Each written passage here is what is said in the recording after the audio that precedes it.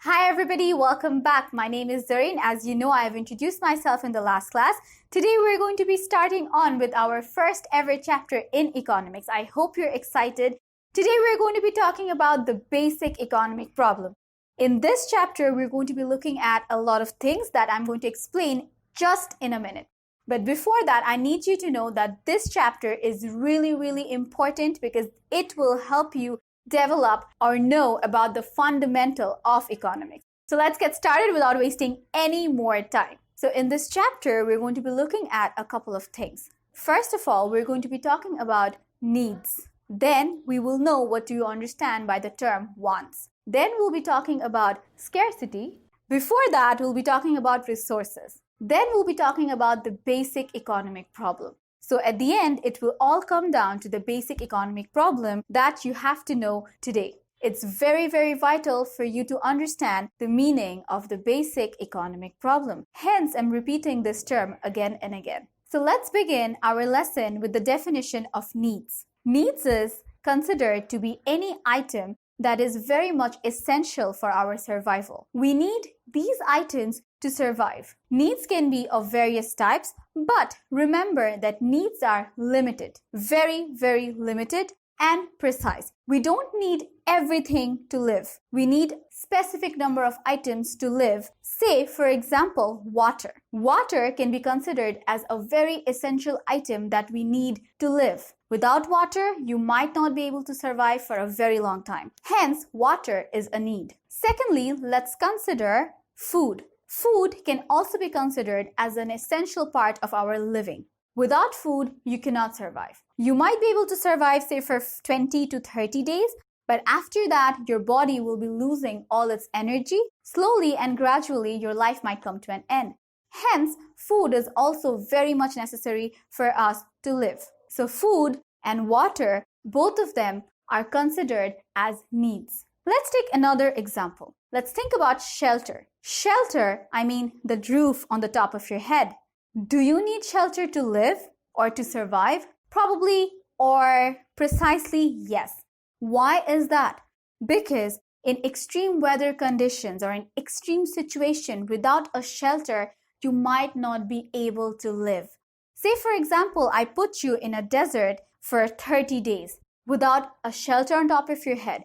Will you be able to survive? I don't think so because it's too hot, and as a result, you might not be able to survive without a proper roof on the top of your head, which we call shelter. So as you see, the things or the items which are very much necessary for us to live, very much necessary for our survival, are known as needs. Our needs are limited. So we do not need too much of items to survive.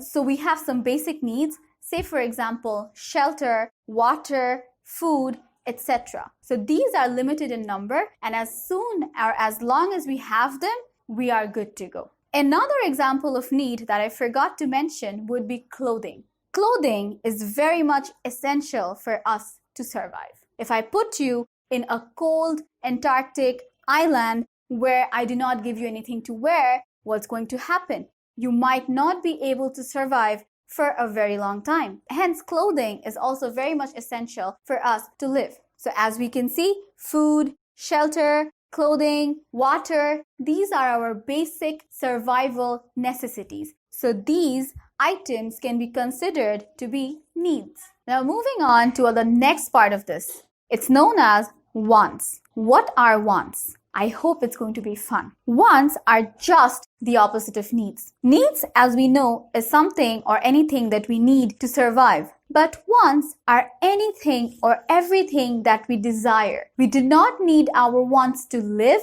to survive, or anything of that sort. So our wants are consisting of items that we desire. We want them. Our wants are unlimited in number.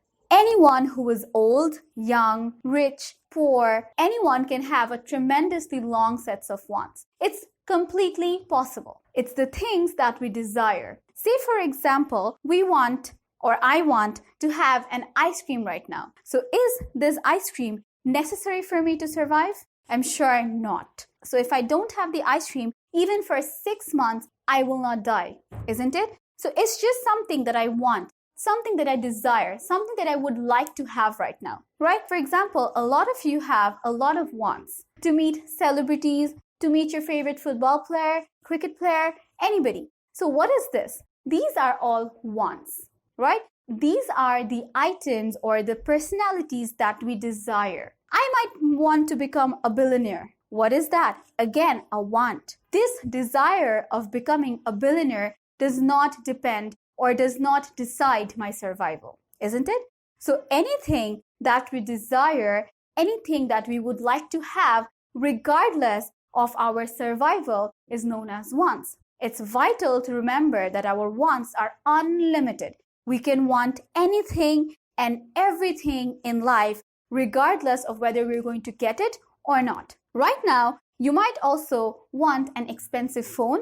You might also want a movie ticket. You might also want to go on a park and just have some fun with your friends. So what are these? These are again wants. I've given you a lot of examples of wants so that it gets 100% clear to you the difference between needs and wants. I hope it is clear to you. So let's just go through a review again. So needs are items that are very much essential for us to live. These items are limited in number. Food, water, clothing, shelter are all examples of needs. On the other hand, we have wants. Wants are items that we desire. It has nothing to do with our survival.